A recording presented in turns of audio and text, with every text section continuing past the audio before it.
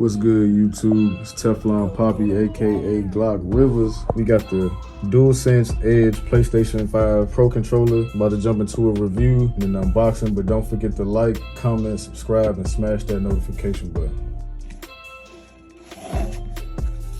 So let's get it out the box. See what's in the box.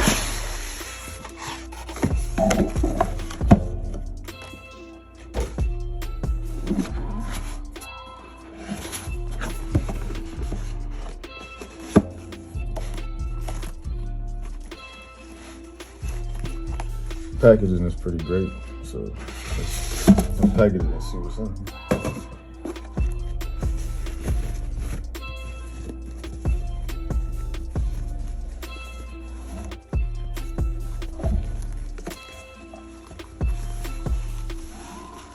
Oh, that's a nice case, man. That's a nice controller case, man, especially if you're traveling or anything like that. All right, let's open up the case. See, we got it here, man. I'm really excited because I built my first Pro controller. I'm glad PS5 decided to come out with a actual Pro controller that's licensed, you know, made from PlayStation and not licensed to somebody else. But man, it's a nice controller, man. And you got your spot where you can put your back buttons. You can lock your triggers so they can be shorter if you want them to be shorter. And also, these joysticks are removable. So I don't know if how much you guys play PlayStation or anything like that, but typically after, you know, depending on how much you play, these get worn out. But the cool thing about this this new PlayStation Pro controller is that actually you can remove these when you get ready. You can remove these when they go bad, and they're only 20 bucks a pop, as opposed to, you know, the problem with buying a scuff is if you buy a scuff and these go bad, you gotta pay $200-300 for a new scuff. So you can just buy new joysticks and just replace them as they go bad, which is super cool. And honestly, the reason I like it is sometimes Pro controllers kind of they be shaped different, but this controller is actually the same shape as a regular PS5 controller. It's just this one. Put your back buttons on and stop your triggers.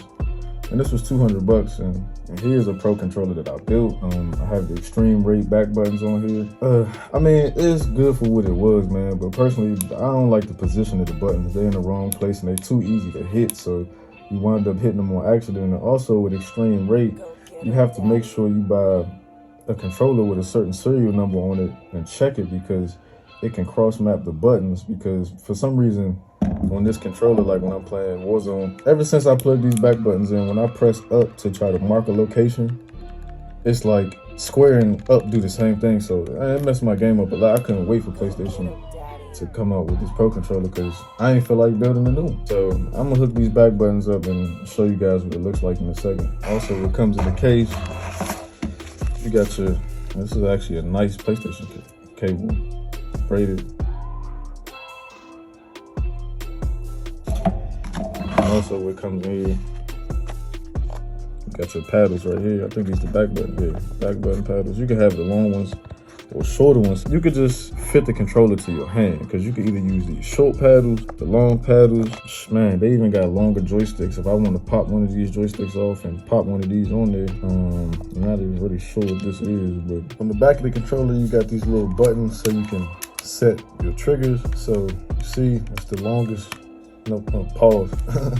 And then you know, you can move them down and make them a little shorter, but it doesn't make L1 or R1 any shorter. Personally, they could have probably did a little better on, you know, L1 and R1, because I really do like the extreme rate super clicky trigger kit. I mean, it's amazing, but this is still good for what it is. And you see, these are the holes where you can add the back buttons, and they're magnetic, so they just kind of fall right in.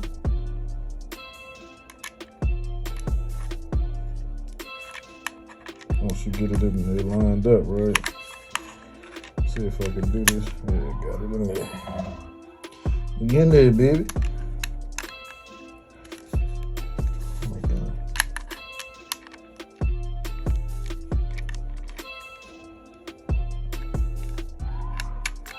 All right, see, yep, there you go. And then once you turn the PlayStation on, you press one of these, FN and O, and then you can set different profiles for the controller, which I really like, because I can have different profiles for different FPS games. So like I can have one profile for Warzone, one profile for Siege, you know, another one for Insurgency Sandstorm. And the reason I like having different profiles for different games is because in Warzone you can actually go in Warzone and change, you know, shooting and aiming from L2 and R2 to R1 to L1 and R1, but inside games like Siege or Insurgency Sandstorm, there is no option to change shooting from, you know, shooting and aiming from down here to up here. But with this controller, which I'll show you guys in a second, is that you can set your profiles and actually flip these around inside your profile, and that way you can just change your profile, you know, depending on which game you're playing. Because that was my only gripe about playing Rainbow Six Siege. I just don't like the placement of the triggers, and I know you could, you know, go inside the PlayStation thing and change your own profiles, but it's just really a hassle. I just like this because you just boom, press these two buttons, you pick the profile that you want, and then I mean you on there. And also these joysticks are removable, so you just pop them off, and then if you want to put the extended ones on there, you can put the extended ones on there. But I'm gonna leave these on because I'm gonna just put my control freaks on top of them. I'm gonna just mess around with the configuration of my controller and just see what I like best. But I played Warzone with this for a couple hours, and yeah, I like it. I'm digging it. I'm definitely digging it.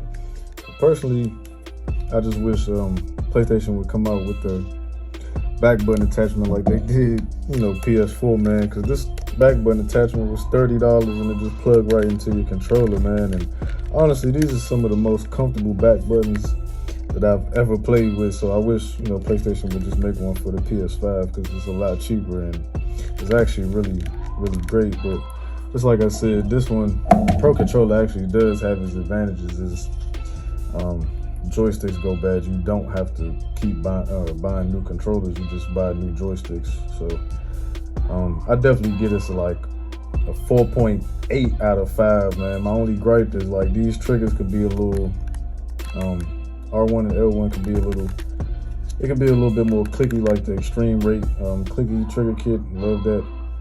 But that's really my only gripe, man, is this. And I really just, man, I love these back buttons, man. I can't get over them, and I have never touched another controller that feels, you know, as comfortable in my hand. But I pretty much I love this stuff. I mean, just like I said, this next best thing I just really like.